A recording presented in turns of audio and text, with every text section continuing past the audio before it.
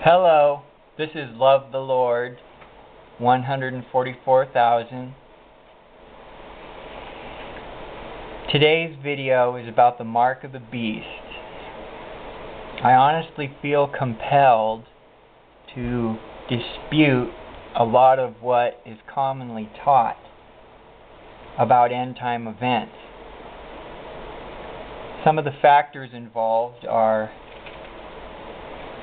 the 70th week of Daniel's prophecy in chapter 9 is detached and expected at the end of the age. That's not true.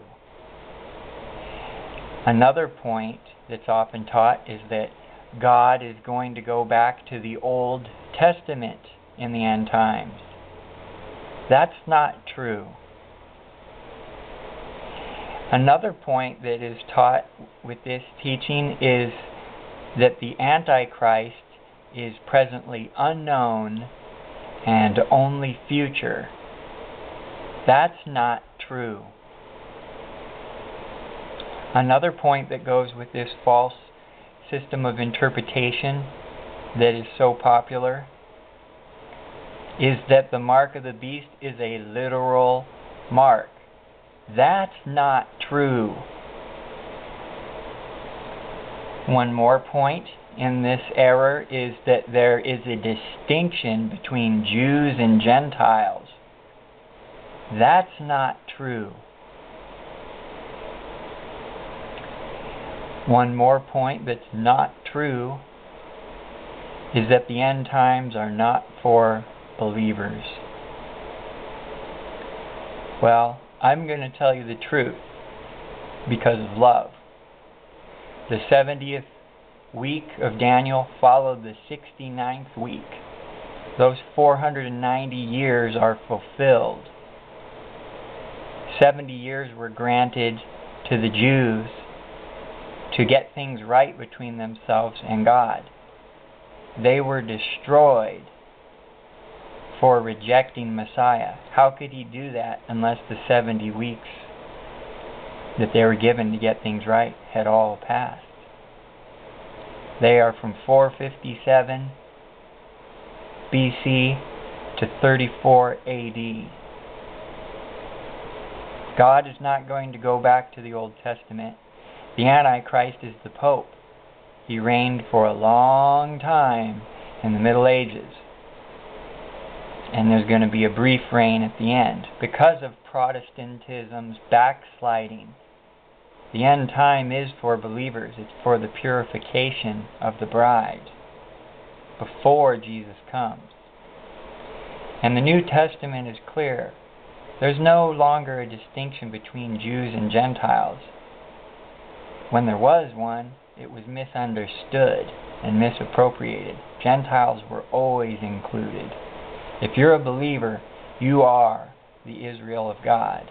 You are the heir of all the promises made to Abraham and everyone else, because they're all fulfilled in one person, Jesus Christ.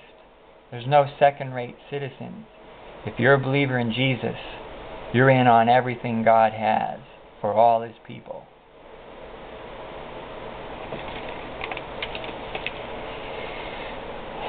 The 144,000 born-again Christian prophets at the end are referred to as Israelites, and the Roman Catholic Church is referred to as Babylon because it's an old story that gets finalized at the end of time. It goes all the way back to the original Babylonian captivity. That situation was never resolved. And so this is why the terminology that's used in the book of Revelation is used. From God's perspective, it's an old story. It's connected to the story in the book of Daniel.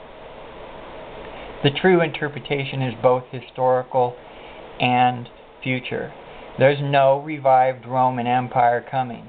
If you carefully read the very brief and easy to understand vision in Daniel 2, you'll see this. The only revived empire that's coming back is the papacy.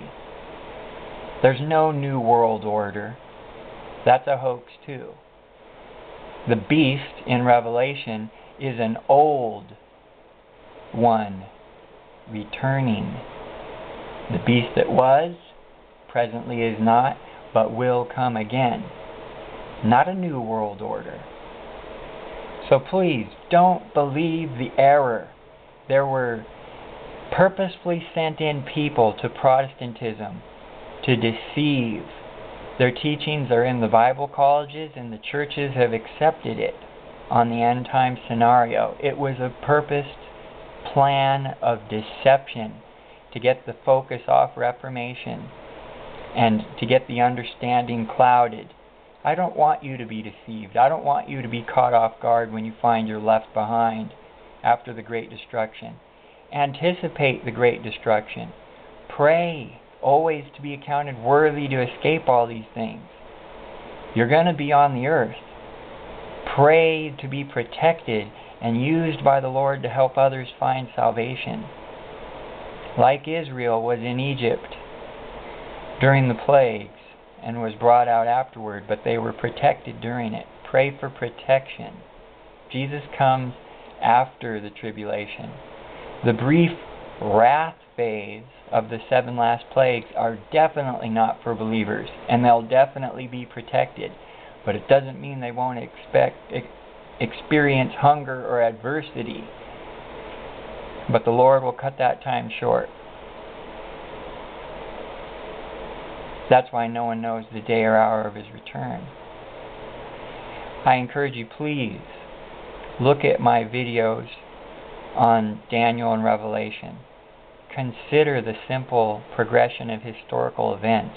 Look at the obvious correct interpretation, and don't be deceived by well-intending but mistaught and misled believers. Help other believers know the truth while there's time. A lot of others won't find out until after the Great Destruction. Be there to encourage them, because a lot of confusion and disappointment will result, and there will already be a lot of suffering during that time. God bless all of you. God loves you.